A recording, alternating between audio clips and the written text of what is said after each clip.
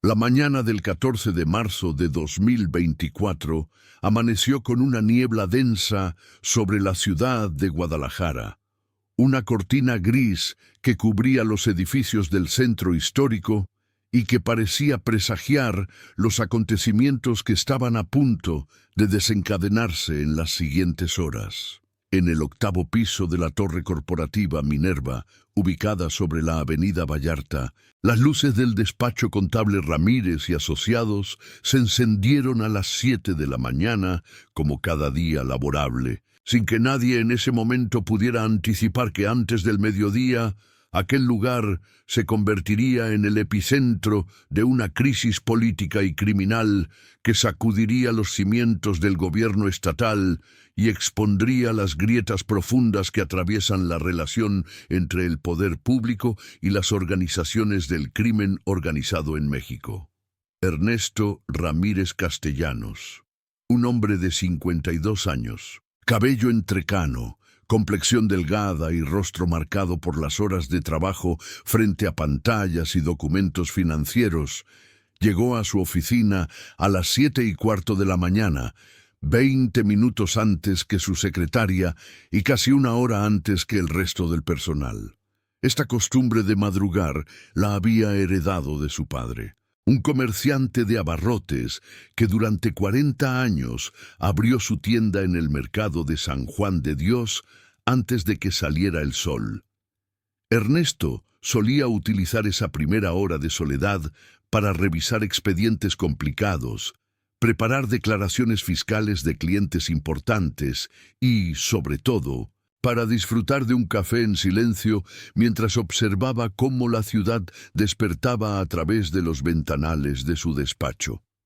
Lo que muy pocos sabían, incluso entre sus colaboradores más cercanos, era que Ernesto Ramírez Castellanos era hermano de sangre del gobernador del estado de Jalisco, Mauricio Ramírez Castellanos, aunque ambos habían tomado caminos radicalmente distintos desde su juventud. Mientras Mauricio estudió Derecho en la Universidad de Guadalajara y posteriormente una maestría en Administración Pública en Estados Unidos, forjando una carrera política que lo llevaría a ocupar diversos cargos antes de alcanzar la gubernatura, Ernesto optó por la contaduría pública y una vida alejada de los reflectores, construyendo su despacho con base en trabajo constante y una reputación de honestidad que le había ganado la confianza de decenas de empresarios medianos de la zona metropolitana. La relación entre los hermanos era cordial, pero distante. Se veían en reuniones familiares, cumpleaños de sus padres cuando aún vivían, y ocasionalmente compartían una comida en fechas señaladas. Pero Ernesto había sido muy claro desde el inicio de la carrera política de su hermano. No quería ningún beneficio derivado de esa conexión. No aceptaría contratos gubernamentales ni recomendaciones, y prefería que su apellido no apareciera vinculado públicamente con el gobierno estatal. Esta decisión, tomada hace más de 15 años, había sido respetada por ambas partes, al grado de que muchos de los clientes de Ernesto desconocían por completo el parentesco. Aquella mañana de marzo, mientras Ernesto revisaba la declaración anual de una cadena de farmacias con sucursales en Lagos de Moreno, su secretaria, una mujer de 38 años llamada Patricia Soto, llegó a las 7:35 minutos, notablemente más temprano que de costumbre. A través del vidrio que separaba su oficina privada de la recepción, Ernesto la vio dejar su bolso sobre el escritorio con un gesto de preocupación que él conocía bien después de 12 años trabajando juntos. Patricia entró a la oficina de su jefe sin tocar la puerta, algo que solo hacía cuando había algún problema urgente. Le informó que había recibido una llamada extraña en su teléfono personal la noche anterior, una voz masculina que preguntó por el contador Ramírez y que, cuando ella respondió que no era horario de oficina, simplemente colgó sin decir más. Ernesto minimizó el asunto, atribuyéndolo a algún cliente impaciente o quizás a una equivocación, y le pidió que preparara café para ambos mientras él terminaba de revisar los documentos que tenía pendientes. Lo que ninguno de los dos sabía era que esa llamada había sido parte de un trabajo de reconocimiento previo, una verificación rutinaria que un grupo de operadores del Cártel Jalisco Nueva Generación había estado realizando durante las últimas 2 semanas sobre el despacho contable y sus ocupantes. El interés del cártel en Ernesto Ramírez no tenía nada que ver con su hermano gobernador, al menos no inicialmente. La organización criminal había identificado al contador como el responsable fiscal de 3 empresas que, según sus propias investigaciones, estaban siendo utilizadas por un grupo rival para lavar dinero proveniente del tráfico de metanfetaminas en la región de los Altos de Jalisco. El conflicto había comenzado meses atrás, cuando una célula del cártel de Sinaloa intentó establecer una ruta de distribución a través de municipios que el CJNG consideraba territorio exclusivo. La disputa territorial había dejado ya más de 40 muertos en enfrentamientos directos, emboscadas y ejecuciones selectivas, pero la verdadera batalla se estaba librando en el terreno financiero, donde ambas organizaciones competían por el control de los mecanismos de lavado de dinero que les permitían integrar sus ganancias ilícitas al sistema económico formal. Las 3 empresas que Ernesto Ramírez manejaba fiscalmente, una distribuidora de materiales de construcción, una comercializadora de productos agrícolas y una pequeña cadena de gasolineras, habían sido adquiridas en los últimos 2 años por un consorcio empresarial con sede en Culiacán, Sinaloa. Ernesto desconocía el origen real del capital detrás de estas adquisiciones, ya que sus contactos directos eran administradores locales que presentaban documentación aparentemente legítima y cumplían puntualmente con sus obligaciones fiscales. Lo que el contador no imaginaba era que esas empresas eran piezas clave en una estructura de lavado de activos que movía aproximadamente 80 millones de pesos mensuales, dinero que el CJNG estaba decidido a cortar de raíz. A las 9 de la mañana, cuando el despacho ya funcionaba con normalidad y los 6 empleados de Ernesto ocupaban sus respectivos espacios de trabajo, una camioneta Suburban negra con vidrios polarizados se estacionó en el sótano del edificio, en un lugar reservado para visitantes. De ella descendieron 4 hombres vestidos con trajes oscuros, corbatas discretas y portafolios de piel que les daban la apariencia de ejecutivos corporativos o abogados de alguna firma importante. El más alto de ellos, un hombre de aproximadamente 40 años, con una cicatriz apenas visible en la ceja izquierda, se identificó ante el guardia de seguridad del edificio como licenciado Arturo Mendoza, representante legal de un grupo de inversionistas interesados en contratar los servicios del despacho Ramírez y Asociados. El guardia, un hombre de 63 años llamado Joaquín, que llevaba 11 años trabajando en el edificio y que conocía de vista a casi todos los visitantes frecuentes, sintió una incomodidad que no pudo explicar cuando vio a los 4 hombres caminar hacia el elevador. Había algo en su forma de moverse, en la manera en que sus ojos recorrían cada rincón del vestíbulo, en la tensión apenas perceptible de sus hombros bajo los sacos bien cortados, que no correspondía con la actitud relajada de los empresarios que solían visitar las oficinas de la torre.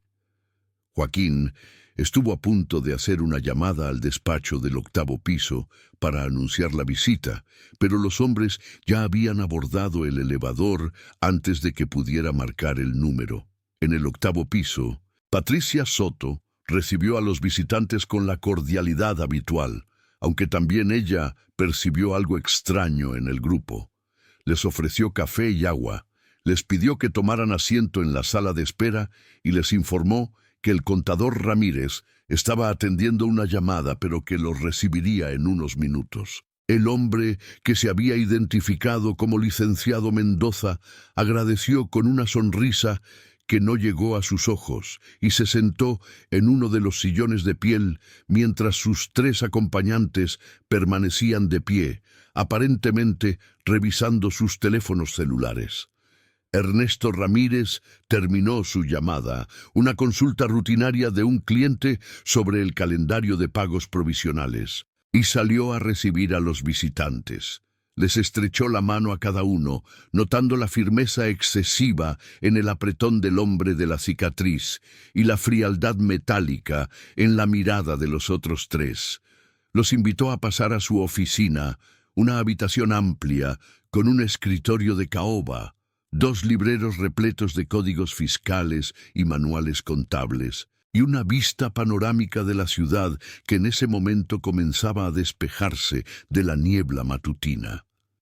Lo que ocurrió durante los siguientes 45 minutos en esa oficina sería reconstruido posteriormente por las autoridades a través de testimonios de los empleados, análisis de las grabaciones de seguridad del edificio y la declaración del propio Ernesto Ramírez, quien sobreviviría al encuentro pero quedaría marcado para siempre por la experiencia. El hombre de la cicatriz, cuyo verdadero nombre era Héctor Zúñiga Orozco, y quien operaba como jefe de plaza del CJNG en la zona metropolitana de Guadalajara, cerró la puerta de la oficina con llave apenas todos estuvieron dentro. Uno de sus acompañantes bajó las persianas de los ventanales, mientras otro se posicionó junto a la puerta que conectaba con el área donde trabajaban los empleados. El cuarto hombre, el más joven del grupo, abrió su portafolio y extrajo no documentos legales, sino una carpeta con fotografías, mapas y lo que parecían ser estados de cuenta bancarios. Zúñiga se sentó frente a Ernesto sin pedir permiso. Cruzó las piernas con la tranquilidad de quien tiene todo el tiempo del mundo y comenzó a hablar con una voz grave y pausada que contrastaba con la violencia implícita de la situación. Le explicó al contador que sabían exactamente quién era, qué empresas manejaba, cuánto dinero pasaba por sus manos cada mes y, lo más importante, para quién estaba trabajando realmente sin saberlo. Colocó sobre el escritorio las fotografías de 3 hombres que Ernesto reconoció inmediatamente como los administradores de la distribuidora de materiales, la comercializadora agrícola y la cadena de gasolineras. Junto a cada foto había otra imagen, más perturbadora. Los mismos 3 hombres aparecían en reuniones con individuos que, según Zúñiga explicó con detalle casi didáctico, eran operadores financieros del cártel de Sinaloa en Jalisco. Ernesto sintió cómo el sudor frío comenzaba a bajar por su espalda mientras procesaba la información. Intentó explicar que él desconocía cualquier vínculo de sus clientes con organizaciones criminales, que su trabajo se limitaba a la contabilidad y declaraciones fiscales, que todo lo que había hecho estaba documentado y era perfectamente legal. Zúñiga lo escuchó sin interrumpirlo, asintiendo ocasionalmente como un maestro paciente que espera a que su alumno termine de dar una respuesta equivocada. Cuando Ernesto guardó silencio, Zúñiga se inclinó hacia adelante y le explicó con claridad quirúrgica lo que esperaban de él. Primero, debía entregar toda la información financiera de las 3 empresas, incluyendo cuentas bancarias, flujos de efectivo, proveedores, clientes y cualquier dato que pudiera servir para mapear la estructura completa del lavado de dinero. Segundo, debía continuar trabajando con normalidad durante las siguientes semanas, sin alertar a nadie sobre esta conversación, mientras el CJNG utilizaba esa información para desmantelar la operación rival. Tercero, y esto lo dijo mirándolo fijamente a los ojos, Debía entender que cualquier intento de acudir a las autoridades, de advertir a sus clientes o de huir de la ciudad tendría consecuencias no solo para él, sino para toda su familia. Fue en ese momento cuando uno de los hombres colocó sobre el escritorio otra carpeta, esta vez con fotografías de la esposa de Ernesto comprando verduras en un supermercado, de su hija de 26 años saliendo de su trabajo en un despacho de arquitectura, de su hijo de 23 años entrando a la Facultad de Ingeniería y de sus 2 nietos pequeños jugando en el parque de la colonia Providencia. El mensaje era inequívoco. Los tenían vigilados, conocían sus rutinas, sabían dónde encontrarlos en cada momento del día. Ernesto sintió que el aire se le escapaba de los pulmones. Durante 30 años había construido una carrera basada en la honestidad y el trabajo duro. Había rechazado oportunidades de enriquecimiento ilícito que se le habían presentado más de una vez. Había educado a sus hijos con valores de rectitud y esfuerzo. Y ahora, sin haberlo buscado ni imaginado, se encontraba atrapado entre 2 organizaciones criminales que utilizaban su trabajo como campo de batalla en una guerra que él ni siquiera sabía que existía. Lo que los hombres del CKNG no sabían, lo que nadie en esa habitación excepto Ernesto conocía, era que en el cajón derecho de su escritorio había un teléfono celular que su hermano Mauricio le había dado hace 3 años, un dispositivo especial con una línea directa al coordinador de seguridad del gobernador. Mauricio había insistido en que Ernesto lo conservara a pesar de las protestas de este último, argumentando que vivían tiempos peligrosos y que cualquier precaución era poca. Ernesto había guardado el teléfono más por no discutir con su hermano que por convicción real de que algún día lo necesitaría, mientras Zúñiga continuaba explicando los detalles de lo que esperaba de él. Ernesto calculó mentalmente las posibilidades. Si accedía a las demandas del cártel, se convertiría en cómplice de una organización criminal y probablemente terminaría muerto de todos modos cuando dejara de ser útil. Si se negaba abiertamente, las amenazas contra su familia se materializarían con una certeza que no le dejaba espacio para la duda. Si intentaba ganar tiempo y acudir después a las autoridades, el riesgo de filtración era enorme, en un estado donde la corrupción policial era un secreto a voces. Quedaba una opción que jamás había contemplado utilizar: revelar su parentesco con el gobernador, no como un escudo de impunidad, sino como una advertencia de las consecuencias que cualquier acción contra él podría desencadenar. La decisión de hacerlo no fue calculada ni estratégica. Surgió de un instinto de supervivencia que superó su orgullo de haber mantenido separada su vida del poder político de su hermano. Con una voz que intentó mantener firme, Ernesto interrumpió a Zúñiga y le dijo algo que cambiaría completamente el curso de los acontecimientos. Le informó que antes de tomar cualquier decisión, debían saber con quién estaban tratando realmente. Les explicó que su nombre completo era Ernesto Ramírez Castellanos y que Mauricio Ramírez Castellanos, gobernador constitucional del estado de Jalisco, era su hermano de padre y madre. El silencio que siguió a esa revelación fue tan denso que Ernesto pudo escuchar el zumbido del aire acondicionado del edificio. Un sonido que hasta ese momento había pasado completamente inadvertido. Zúñiga mantuvo la compostura durante unos segundos, pero Ernesto notó cómo los músculos de su mandíbula se tensaban y cómo una sombra de incertidumbre cruzaba brevemente por sus ojos. Los otros 3 hombres intercambiaron miradas rápidas, una comunicación silenciosa que delataba que esta información no estaba contemplada en sus planes.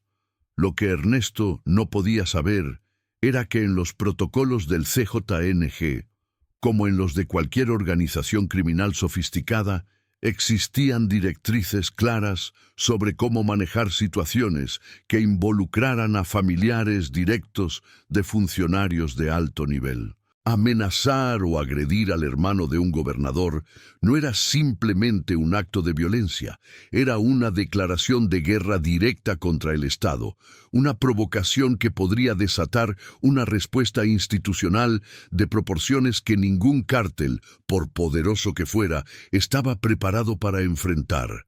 Zúñiga se puso de pie lentamente, caminó hacia la ventana y permaneció unos instantes mirando la ciudad que se extendía bajo la niebla que ya comenzaba a disiparse.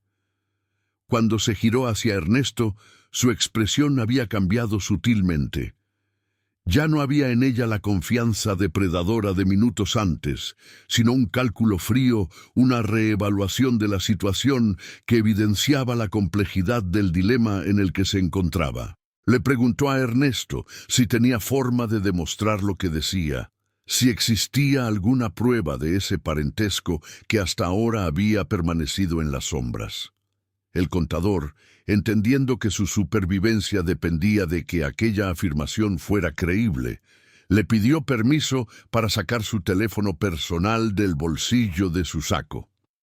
Con movimientos lentos y visibles, para no generar ninguna reacción violenta, extrajo el aparato y buscó en su galería de fotos hasta encontrar una imagen de la última Navidad, donde aparecía él junto a Mauricio, sus familias respectivas y sus padres ya fallecidos en una cena que se había celebrado en la residencia oficial del gobernador. Zúñiga estudió la fotografía durante un largo momento, ampliándola con sus dedos para examinar los rostros, el entorno, los detalles que pudieran confirmar o desmentir la historia. El parecido físico entre los hermanos era innegable una vez que se sabía dónde buscar. La misma estructura ósea del rostro, la misma forma de las cejas, el mismo ángulo de la nariz que habían heredado de su padre. Además, el contexto de la imagen, con la decoración característica de la residencia oficial y la presencia de guardias de seguridad apenas visibles en el fondo, otorgaba credibilidad adicional a la afirmación. Lo que siguió fue una especie de negociación implícita que ninguno de los presentes habría podido prever una hora antes. Zúñiga hizo una llamada telefónica desde la oficina, utilizando un lenguaje codificado, que Ernesto no pudo descifrar, pero que evidentemente transmitía información crucial a alguien en un nivel superior de la organización. La conversación duró menos de 5 minutos, durante los cuales los otros 3 hombres permanecieron en silencio, con una tensión visible en sus posturas que contrastaba con la aparente calma que habían exhibido al inicio del encuentro. Cuando Zúñiga terminó la llamada, su actitud había cambiado nuevamente. Con una formalidad casi absurda dadas las circunstancias, le informó a Ernesto que debía entender que ellos habían actuado con información incompleta, que la situación requería una reconsideración de los términos que se habían planteado y que recibiría instrucciones adicionales en los próximos días. Le advirtió, sin embargo, que el hecho de ser hermano del gobernador no lo hacía intocable, sino simplemente convertía cualquier acción contra él en un asunto que requería autorización de niveles superiores dentro de la organización. Antes de salir, Zúñiga se acercó a Ernesto y le dijo algo que el contador recordaría durante mucho tiempo. Le explicó que en su línea de trabajo había aprendido que los vínculos familiares eran tanto una protección como una vulnerabilidad, y que ahora que sabían quién era realmente, también sabían exactamente cómo presionar si fuera necesario en el futuro.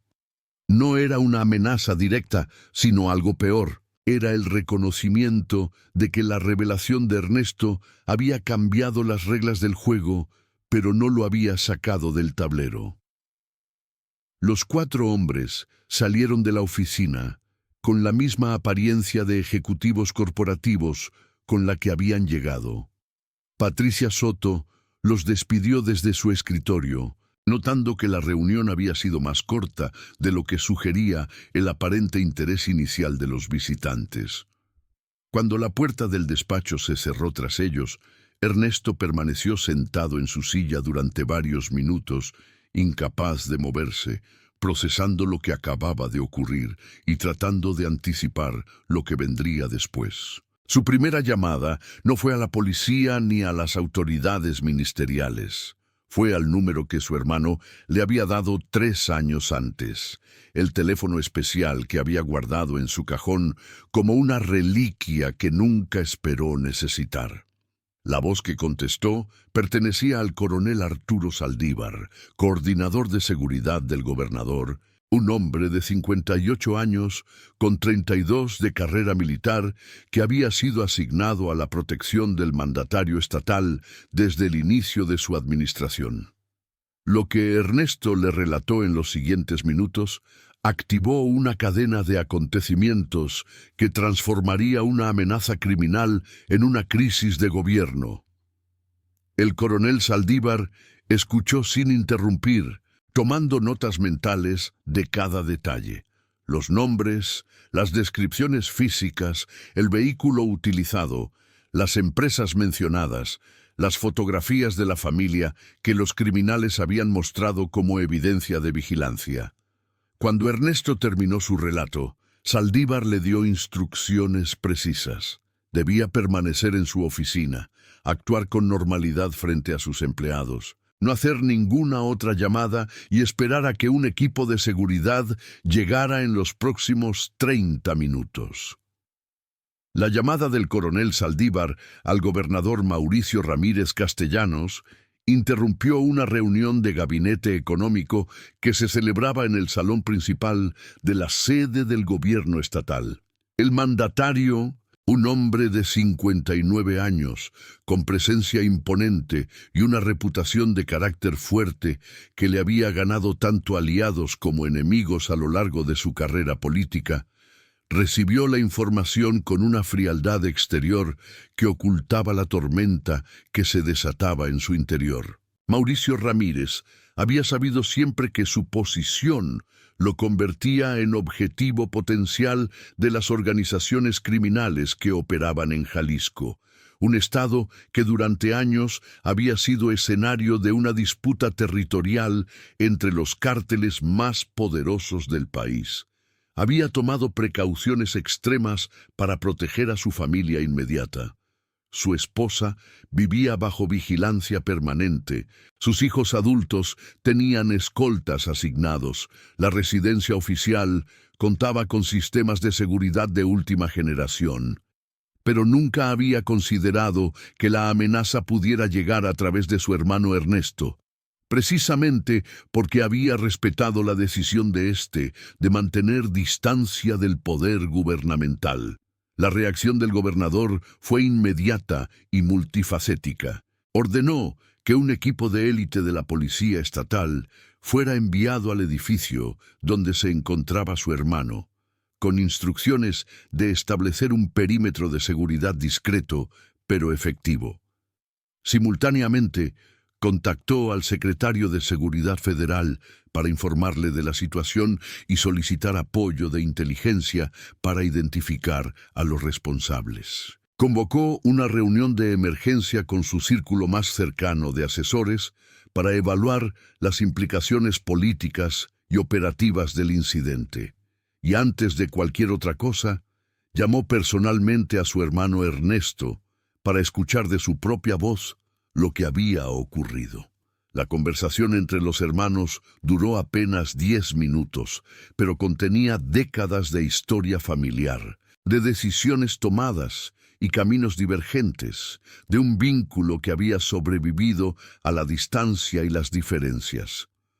Mauricio le aseguró a Ernesto que haría todo lo necesario para protegerlo a él y a su familia, que los responsables serían identificados y enfrentarían las consecuencias de sus acciones, y que a partir de ese momento su seguridad personal sería responsabilidad directa del gobierno estatal.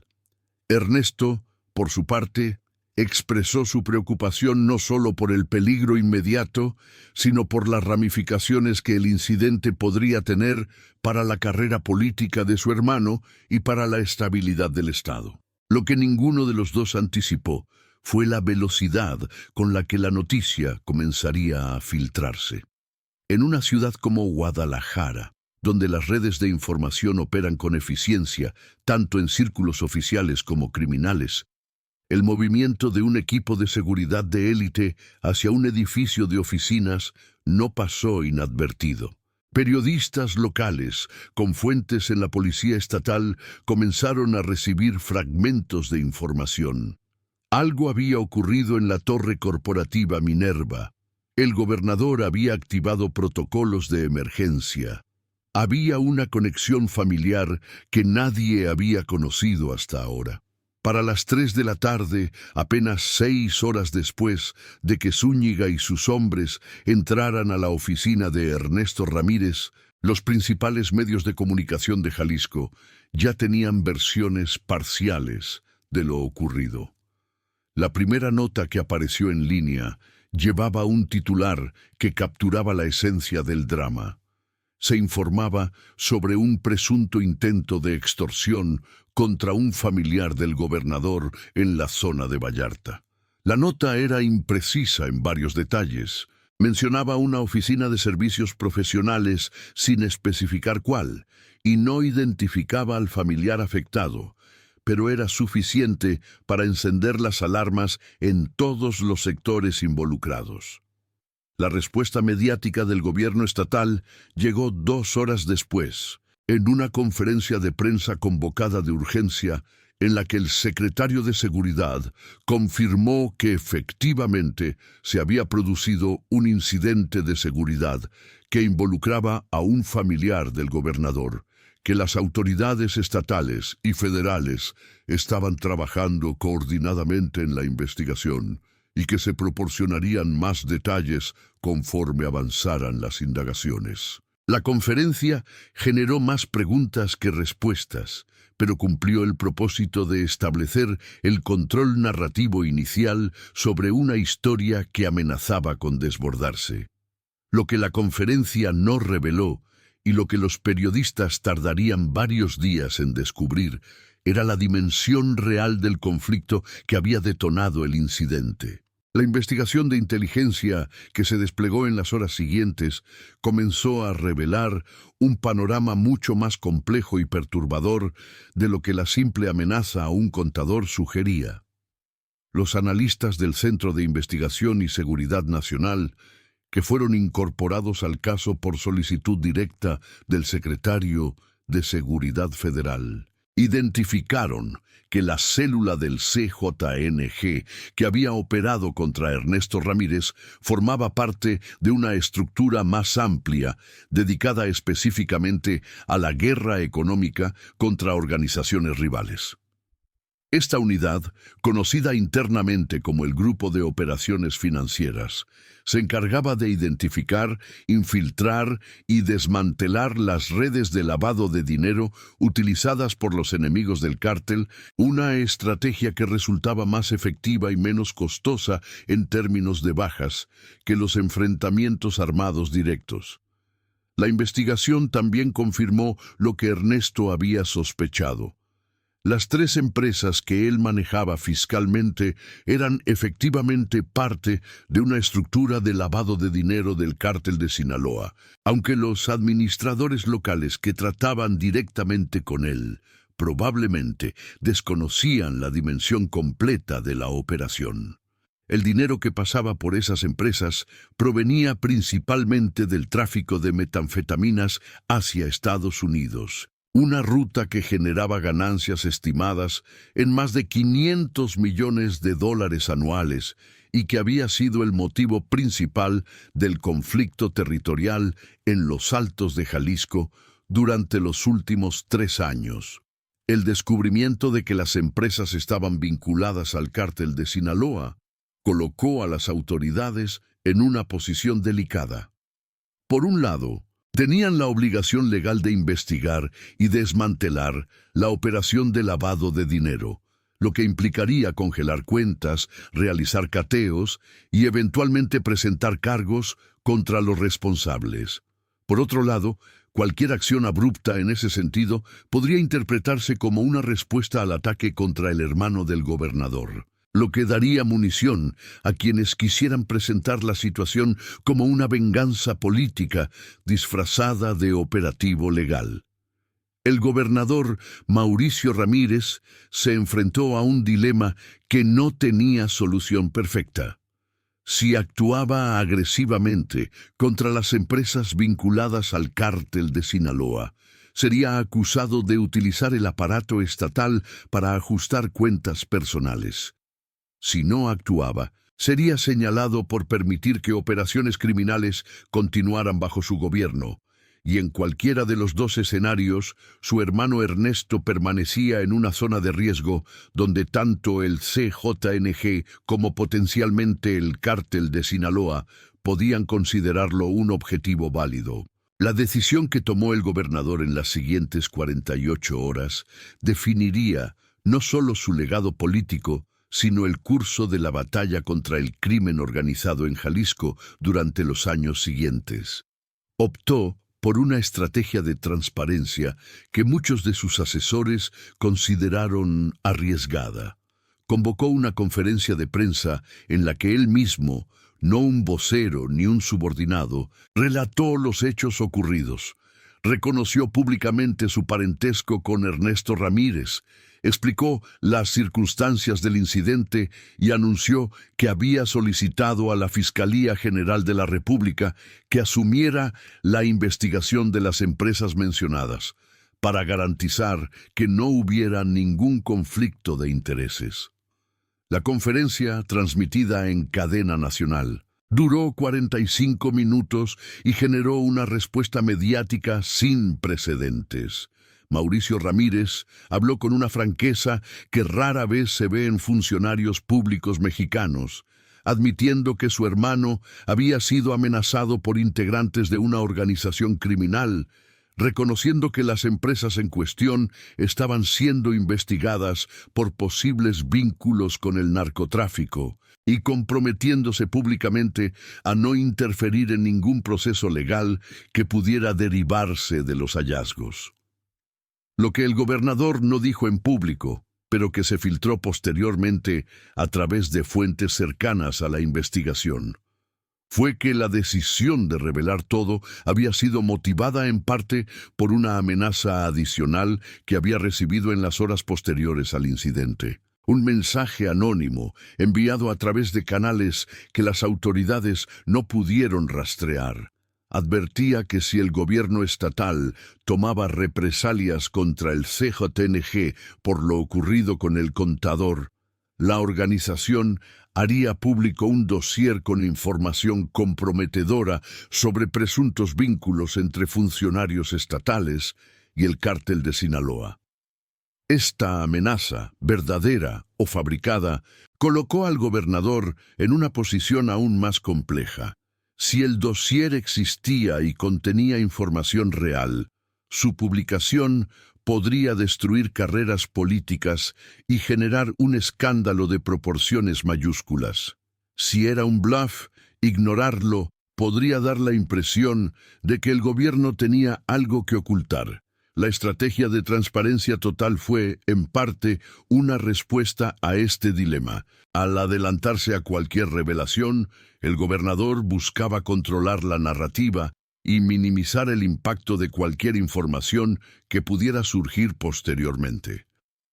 La reacción pública a la conferencia fue mixta pero predominantemente favorable. Encuestas realizadas en los días siguientes mostraron que una mayoría de los jaliscienses apreciaba la honestidad del gobernador y consideraba apropiada la decisión de solicitar una investigación federal independiente. Los críticos señalaron que la situación evidenciaba fallas graves en los sistemas de inteligencia estatal, que deberían haber detectado antes el vínculo de las empresas con el narcotráfico y cuestionaron cómo era posible que el hermano del gobernador estuviera trabajando inadvertidamente para una estructura criminal sin que nadie lo detectara. Ernesto Ramírez, por su parte, se encontró de pronto en el centro de un huracán mediático que jamás había buscado. Periodistas acamparon frente a su edificio de oficinas. Reporteros intentaron contactar a su familia. Columnistas especulaban sobre su posible conocimiento o complicidad en las operaciones de lavado de dinero. El despacho Ramírez y Asociados cerró indefinidamente mientras su fundador cooperaba con las investigaciones federales, proporcionando toda la documentación que tenía sobre las empresas cuestionadas y respondiendo a interminables sesiones de interrogatorio que buscaban determinar exactamente qué sabía y cuándo lo supo. Los investigadores federales que revisaron los archivos del despacho llegaron eventualmente a una conclusión que Ernesto había afirmado desde el principio. No existía evidencia de que el contador hubiera tenido conocimiento de los vínculos criminales de sus clientes. Su trabajo había sido técnicamente impecable. Sus declaraciones fiscales estaban perfectamente documentadas y los flujos de dinero que había manejado correspondían a operaciones comerciales que en el papel parecían completamente legítimas. Esto no lo eximía de responsabilidad legal por haber participado, aunque fuera involuntariamente, en una estructura de lavado de dinero, pero sí demostraba que su participación había sido producto de engaño y no de complicidad. La situación de Ernesto Ramírez ilustraba un problema más amplio que las autoridades mexicanas habían documentado en múltiples ocasiones. La sofisticación de las operaciones de lavado de dinero de los cárteles, que utilizaban profesionales legítimos como contadores, abogados y corredores de bienes raíces para dar apariencia de legalidad a sus transacciones. Muchos de estos profesionales operaban en buena fe, sin sospechar que sus clientes eran fachadas para organizaciones criminales, y solo descubrían la verdad cuando ya estaban profundamente involucrados en operaciones que no habían comprendido. Mientras la investigación avanzaba en el frente legal, la respuesta del CESA-NG al escándalo público generado por la conferencia del gobernador tomó una forma inesperada. En lugar de la escalada de violencia que muchos temían, la organización optó por una estrategia de propaganda que buscaba controlar el daño a su imagen y posicionarse como víctima de una persecución gubernamental. Mensajes atribuidos al cártel comenzaron a circular en redes sociales, acusando al gobernador de utilizar el incidente con su hermano como pretexto para una guerra contra el CJNG, mientras protegía los intereses del cártel de Sinaloa en el estado.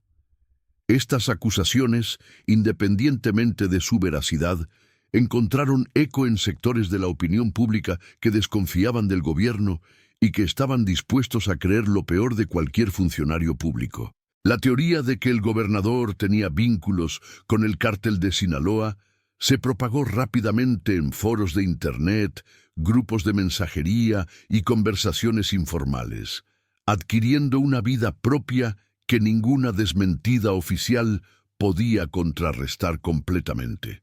El conflicto había pasado de ser un incidente de seguridad localizado a convertirse en una batalla por el control de la narrativa pública, una guerra de percepciones, donde la verdad era menos importante que la capacidad de cada actor para hacer que su versión prevaleciera. El gobernador Mauricio Ramírez, un político experimentado que había navegado múltiples crisis a lo largo de su carrera, comprendió que estaba enfrentando un tipo de amenaza para la cual las herramientas tradicionales del poder gubernamental resultaban insuficientes. La respuesta que diseñó en las semanas siguientes combinó acciones en múltiples frentes. En el terreno operativo, reforzó la coordinación con las fuerzas federales para intensificar las operaciones contra el CJNG en zonas clave del Estado, aunque cuidándose de no dar la impresión de que se trataba de una venganza personal. En el frente comunicacional, contrató un equipo especializado en gestión de crisis que monitoreaba las redes sociales y respondía sistemáticamente a las acusaciones falsas con información verificable. Y en el ámbito político, buscó el respaldo de gobernadores de otros estados y de figuras nacionales que pudieran validar su versión de los hechos y contrarrestar la campaña de desprestigio. Ernesto Ramírez, mientras tanto, tomó una decisión que marcaría el resto de su vida. Decidió no huir ni esconderse, sino enfrentar la situación con la misma determinación con la que había construido su carrera profesional. Después de semanas de deliberación con su familia, anunció que reabriría su despacho contable, aunque con una nueva política de verificación de clientes que incluía investigaciones de antecedentes mucho más rigurosas. También aceptó participar en una serie de entrevistas con medios de comunicación en las que relató su experiencia. Advirtió sobre los riesgos que enfrentaban los profesionales que trabajaban con empresas de origen dudoso y abogó por reformas legales que facilitaran la detección temprana de operaciones de lavado de dinero. Esta decisión de dar la cara públicamente tuvo un efecto inesperado. Convirtió a Ernesto en una figura de referencia para otros profesionales que se encontraban en situaciones similares. Contadores, abogados y empresarios que sospechaban o habían descubierto vínculos criminales entre sus clientes comenzaron a contactarlo para pedir orientación sobre cómo proceder. Ernesto, con el apoyo discreto pero efectivo de las autoridades federales, se convirtió en una especie de intermediario informal que canalizaba información hacia las instancias apropiadas, mientras protegía la identidad de quienes acudían a él. El impacto de esta red informal de denunciantes fue significativo. En los 12 meses siguientes al incidente original, las autoridades federales recibieron información que permitió identificar y desmantelar más de una docena de estructuras de lavado de dinero en Jalisco y estados vecinos. Algunas de estas estructuras estaban vinculadas al CJNG, otras al Cártel de Sinaloa y otras más a organizaciones menores que operaban en nichos específicos del mercado criminal. La información proporcionada por estos denunciantes anónimos resultó más valiosa, en muchos casos, que la obtenida a través de operaciones de inteligencia tradicionales. El CJNG, por su parte, ajustó sus operaciones en respuesta a la nueva realidad. La organización había aprendido una lección costosa sobre los riesgos de amenazar a personas con conexiones que no eran evidentes a primera vista. Se implementaron nuevos protocolos de investigación previa que buscaban identificar cualquier vínculo familiar, político o empresarial que pudiera convertir una operación rutinaria en un problema de dimensiones mayores. También se reestructuró el grupo de operaciones financieras, reemplazando a Héctor Zúñiga Orozco, quien fue enviado a una plaza menor como castigo por el error que había cometido. La suerte de Zúñiga ilustraba la lógica interna de las organizaciones criminales, donde los errores se pagan con degradación, desplazamiento o, en casos extremos, con la muerte. El hombre de la cicatriz que había amenazado a Ernesto Ramírez en su oficina terminó operando en un pueblo remoto de Michoacán, lejos de los centros de poder donde había construido su carrera criminal. Su caída sirvió como advertencia para otros operadores del cártel. La eficiencia no era suficiente si no venía acompañada de inteligencia estratégica que anticipara las consecuencias de cada acción. El conflicto entre el CJNG y el Cártel de Sinaloa en Jalisco continuó con intensidad variable durante los años siguientes. Pero el episodio del contador había introducido un factor nuevo en la ecuación: la demostración de que las acciones del crimen organizado podían tener repercusiones políticas y mediáticas que alteraban significativamente el equilibrio de fuerzas. El gobernador Mauricio Ramírez terminó su administración con índices de aprobación relativamente altos, habiendo capitalizado el incidente como prueba de su compromiso con la transparencia y el combate a la corrupción. Sus críticos argumentaban que simplemente había tenido suerte de que la amenaza hubiera sido contra su hermano y no contra un ciudadano común, cuya historia jamás habría llegado a los titulares nacionales. Ernesto Ramírez, por su parte, se retiró de la práctica contable activa 5 años después del incidente, cediendo el despacho a un grupo de socios más jóvenes que habían crecido profesionalmente bajo su tutela. En sus años finales de ejercicio profesional, se dedicó principalmente a la consultoría en prevención de lavado de dinero, trabajando con cámaras empresariales, colegios profesionales y agencias gubernamentales para desarrollar mejores prácticas que protegieran a los profesionales honestos de verse involucrados inadvertidamente en operaciones criminales. La relación entre los hermanos Ramírez se transformó profundamente a raíz del incidente. Después de décadas de distancia cordial, el enfrentamiento compartido con una amenaza común los acercó de maneras que ninguno había anticipado. Mauricio reconoció públicamente que la decisión de su hermano de revelar su parentesco probablemente había salvado su vida, y que la determinación de Ernesto de enfrentar la situación con transparencia había sido fundamental para controlar la crisis política resultante. Ernesto, por su parte, admitió que había sido un error mantener tanta distancia del mundo de su hermano, y que quizás, con mejor comunicación entre ambos, la situación podría haberse detectado y manejado antes de llegar al punto de crisis. Los últimos capítulos de esta historia todavía se están escribiendo mientras estas palabras son pronunciadas. Las investigaciones iniciadas a raíz del incidente continúan generando detenciones y procesamientos años después de los hechos originales.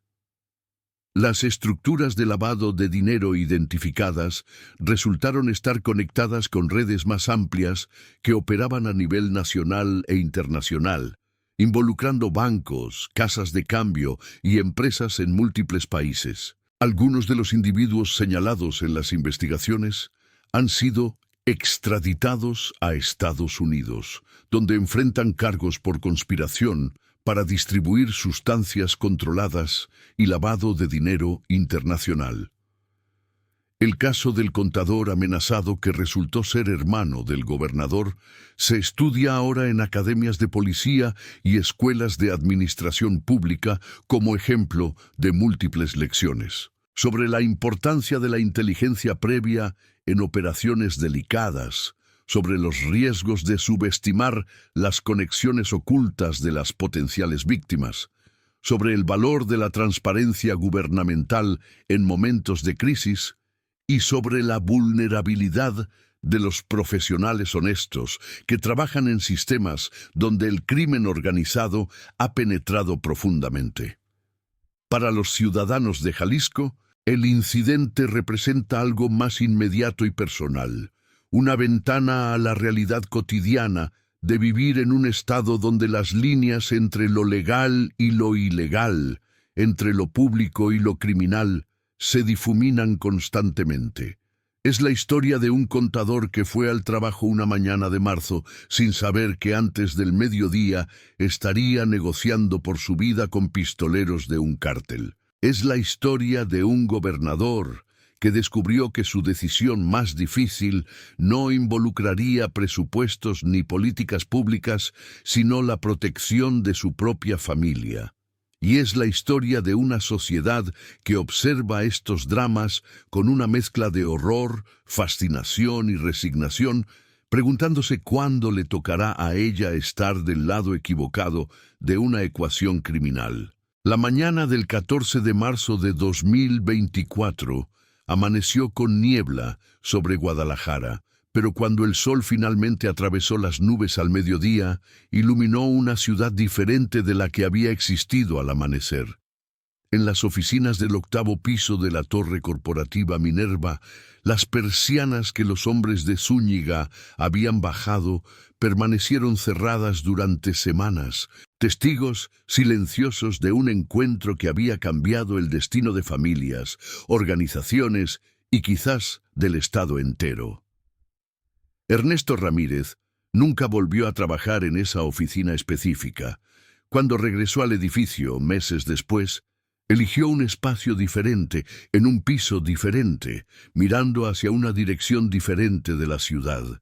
Pero los recuerdos de esa mañana lo acompañan todavía, según ha relatado en las pocas entrevistas que ha concedido desde entonces. El olor del café que Patricia le sirvió minutos antes de que llegaran los visitantes. La sensación del apretón de manos de Zúñiga, frío y firme como el acero. La imagen de las fotografías de su familia esparcidas sobre su escritorio, evidencia de una vigilancia que había ocurrido sin que él lo supiera. Y el momento, ese instante suspendido en el tiempo, cuando decidió pronunciar las palabras que cambiarían todo. Soy hermano del gobernador. Hay quienes argumentan que Ernesto tuvo suerte, que su salvación fue producto de una casualidad genética que lo conectaba con el poder político del Estado. Hay otros que sostienen que su decisión de revelar esa conexión fue un acto de valentía, una apuesta calculada en un momento donde cualquier otra opción parecía conducir a un desenlace fatal. Y hay quienes, con perspectiva más amplia, ven en esta historia la demostración de una verdad incómoda sobre México contemporáneo. Que la protección más efectiva contra el crimen organizado no es la ley, ni la policía, ni la justicia, sino las conexiones personales con quienes detentan el poder. Sea cual sea la interpretación que se prefiera, los hechos permanecen. Un contador fue amenazado en su oficina por hombres del CJNG, reveló que era hermano del gobernador, y esa revelación desencadenó una crisis que expuso las profundas interconexiones entre el crimen organizado, la economía formal y el sistema político mexicano. Es una historia que no ha terminado, que sigue desarrollándose en tribunales, en investigaciones de inteligencia, en las decisiones diarias de miles de profesionales que se preguntan si sus clientes son realmente quienes dicen ser. Y es una historia que desafortunadamente no es única. Cada día, en ciudades y pueblos a lo largo y ancho de México, escenas similares se desarrollan sin que el mundo exterior se entere. Profesionales amenazados, familias vigiladas, negocios infiltrados, vidas destrozadas por la maquinaria implacable de organizaciones criminales que han aprendido que el control financiero es tan importante como el control territorial. La diferencia en este caso fue el apellido, la conexión que elevó un incidente local a una crisis estatal. Pero detrás de cada amenaza que no llega a los titulares hay una familia aterrorizada, un profesional obligado a elegir entre la complicidad y la muerte, una comunidad que observa en silencio mientras su tejido social se desintegra. Esta es la realidad de México en la segunda década del siglo XXI. Una realidad donde contadores revisan declaraciones fiscales preguntándose si el dinero que manejan viene del comercio legítimo o del tráfico de drogas. Donde gobernadores navegan equilibrios imposibles entre la presión del crimen organizado y las expectativas de una ciudadanía que exige resultados. Donde hermanos que eligieron caminos diferentes terminan reunidos por circunstancias que ninguno anticipó. Y donde una mañana de marzo con niebla puede transformarse, en cuestión de horas, en el punto de inflexión de una historia que todavía no tiene final escrito. Los expertos en seguridad que han analizado este caso coinciden en que representa un patrón cada vez más común: el uso de la inteligencia financiera como arma principal en las guerras entre cárteles. Las batallas por el control territorial, aunque siguen cobrando vidas con regularidad brutal, han sido complementadas por operaciones más sutiles que buscan asfixiar económicamente al enemigo, identificar sus fuentes de financiamiento, desmantelar sus redes de lavado, cortar sus conexiones con el sistema bancario formal. Estas son las nuevas líneas del frente en un conflicto que ha evolucionado mucho desde los días de las simples balaceras entre sicarios. Ernesto Ramírez fue víctima y, sin saberlo, instrumento de esta nueva forma de guerra. Su despacho, sus conocimientos, su acceso a información financiera sensible eran las armas que el ZTNG quería apropiarse para usarlas contra sus enemigos. El hecho de que fuera un profesional honesto que desconocía la verdadera naturaleza de sus clientes era irrelevante para los planificadores del cártel. Lo único que importaba era la utilidad de lo que podía proporcionar. Esta instrumentalización de profesionales inocentes representa uno de los desafíos más serios que enfrenta la estrategia de combate al crimen organizado en México. Las organizaciones criminales han aprendido a operar dentro de la economía formal, a utilizar las mismas herramientas y profesionales que usan las empresas legítimas, a difuminar las líneas entre lo lícito y lo ilícito de maneras que hacen extremadamente difícil la detección temprana. Cuando un contador, un abogado o un corredor de bienes raíces descubre que sus clientes son fachadas para el narcotráfico, generalmente es demasiado tarde para salir sin consecuencias. Las reformas que Ernesto Ramírez ha promovido desde su experiencia buscan precisamente abordar esta vulnerabilidad. Protocolos más estrictos de verificación de clientes, sistemas de alerta temprana que permitan identificar patrones sospechosos, canales seguros para que los profesionales puedan denunciar sin exponerse a represalias. Algunas de estas propuestas han sido adoptadas por colegios profesionales y organismos reguladores. Otras permanecen estancadas en el laberinto burocrático de un sistema que, a pesar de las declaraciones oficiales, no siempre tiene la voluntad política de implementar cambios reales. El gobernador Mauricio Ramírez, por su parte, dedicó los últimos años de su administración a impulsar una agenda de fortalecimiento institucional que, según sus defensores, representaba una respuesta seria a las debilidades expuestas por el incidente con su hermano. Se crearon unidades especializadas en inteligencia financiera, se mejoraron los protocolos de protección a denunciantes, se establecieron mecanismos de coordinación más efectivos con las autoridades federales. Sus críticos argumentaban que estas medidas eran más cosméticas que sustanciales, diseñadas para proyectar una imagen de acción sin abordar las raíces profundas del problema: la corrupción policial, la infiltración criminal de las instituciones, la impunidad sistemática que permitía que los responsables de amenazas, como la sufrida por Ernesto, rara vez se enfrentaran consecuencias. La verdad, como suele ocurrir, probablemente se encuentra en algún punto entre estas interpretaciones. México ha avanzado en algunos aspectos del combate al crimen organizado mientras retrocede en otros.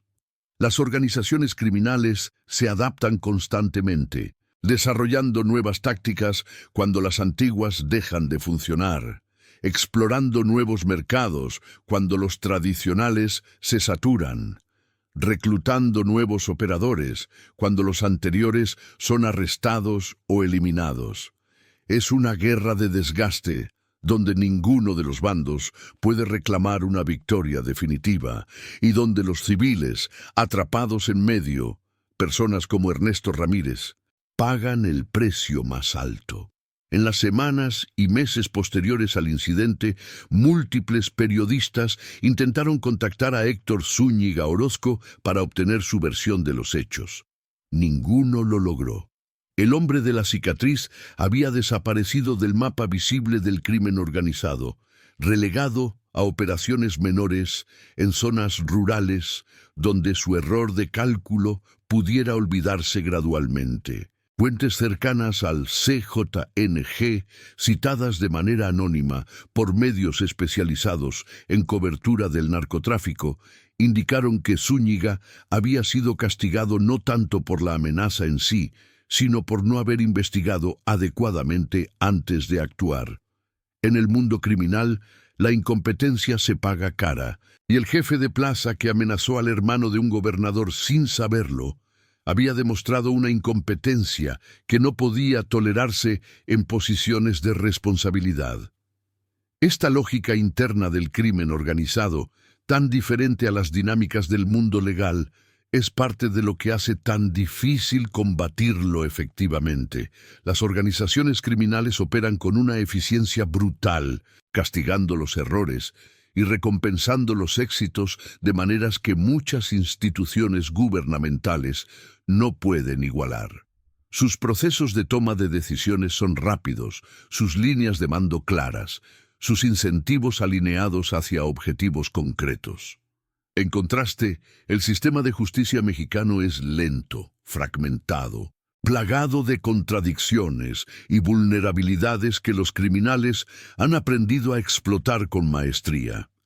El caso de Ernesto Ramírez ilustra también otro aspecto frecuentemente ignorado del impacto del crimen organizado: el daño psicológico que las amenazas causan a las víctimas y sus familias, incluso cuando no se materializan en violencia física. En entrevistas concedidas años después del incidente, Ernesto ha relatado las dificultades que él y su familia enfrentaron para recuperar una sensación de normalidad. El miedo constante durante los primeros meses, la desconfianza hacia desconocidos, la sensación de vulnerabilidad que no desaparecía ni siquiera con la presencia de guardias de seguridad. Su esposa desarrolló problemas de ansiedad que requirieron tratamiento profesional. Sus hijos, adultos ambos, reportaron dificultades para concentrarse en sus trabajos y relaciones. Hasta sus nietos pequeños percibían la tensión familiar sin comprender completamente su origen.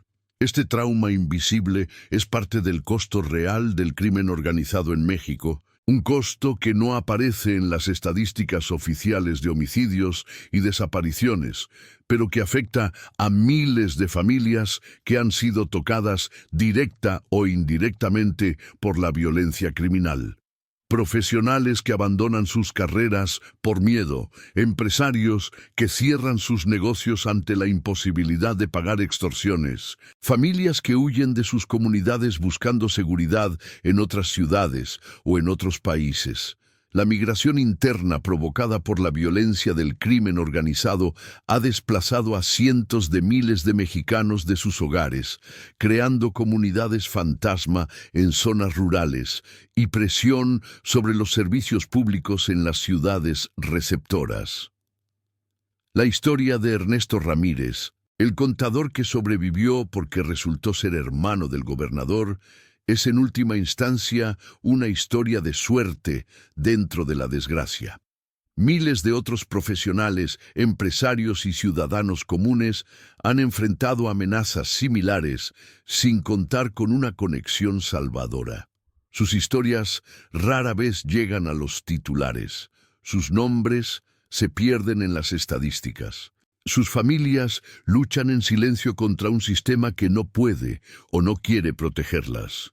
Pero quizás por eso es importante contar esta historia en particular, porque la casualidad del apellido la elevó a la visibilidad pública, porque la respuesta del gobernador la convirtió en un caso de estudio, porque la decisión de Ernesto de enfrentar públicamente lo ocurrido la transformó en una advertencia para otros.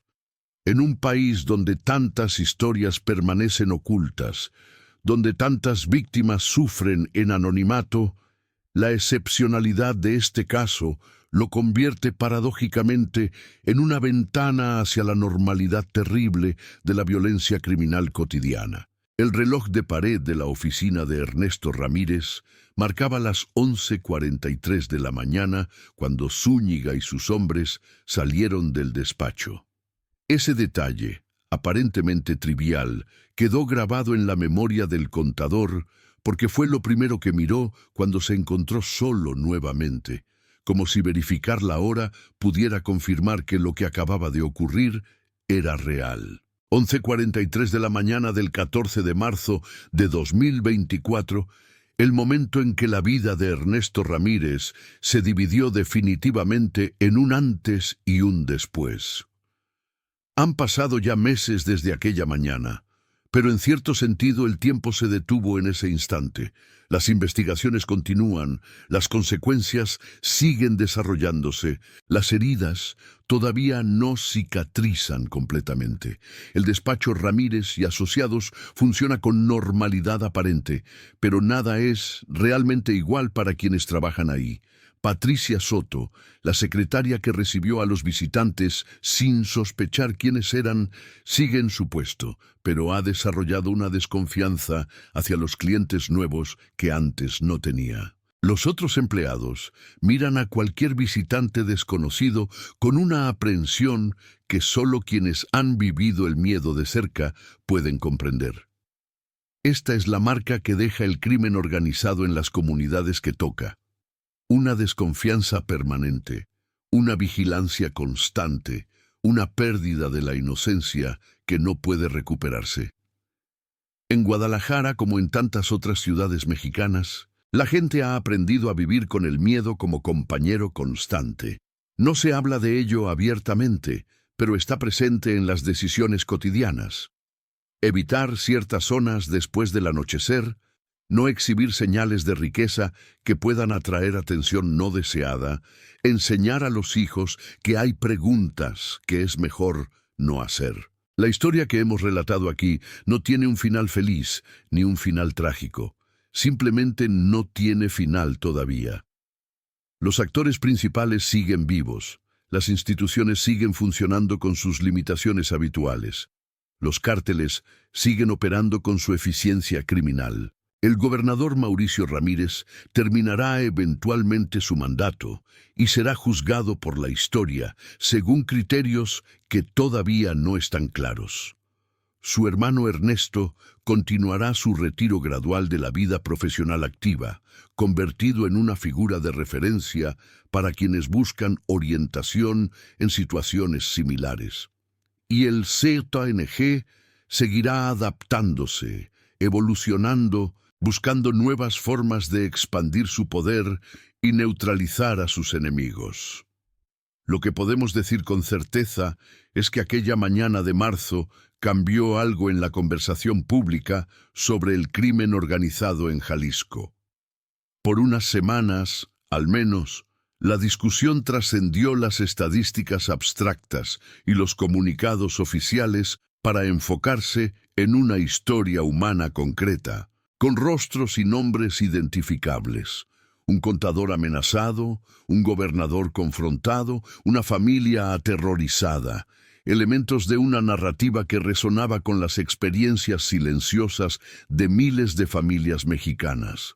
Si algo positivo puede extraerse de esta historia, quizás sea precisamente eso. El recordatorio de que detrás de cada cifra de violencia hay personas reales, con vidas completas, familias que los aman, miedos legítimos y esperanzas frágiles. Ernesto Ramírez podría haber sido cualquiera de nosotros, un profesional honesto que fue al trabajo una mañana sin saber que antes del mediodía estaría negociando por su vida. Su supervivencia fue producto de una casualidad genética que lo conectaba con el poder político. Pero su historia nos pertenece a todos, porque ilumina verdades que preferimos no ver sobre el país en el que vivimos. La niebla que cubría Guadalajara aquella mañana de marzo se disipó eventualmente, como siempre lo hace. Pero las sombras que el incidente reveló permanecen, parte del paisaje permanente de un México que sigue buscando su camino entre la violencia y la esperanza, entre el miedo y la resistencia, entre lo que es y lo que podría ser. Esta es la historia del contador que resultó ser hermano del gobernador, pero también es la historia de todos nosotros, habitantes de un país donde cualquier mañana puede convertirse, sin previo aviso, en el comienzo de una crisis que jamás imaginamos.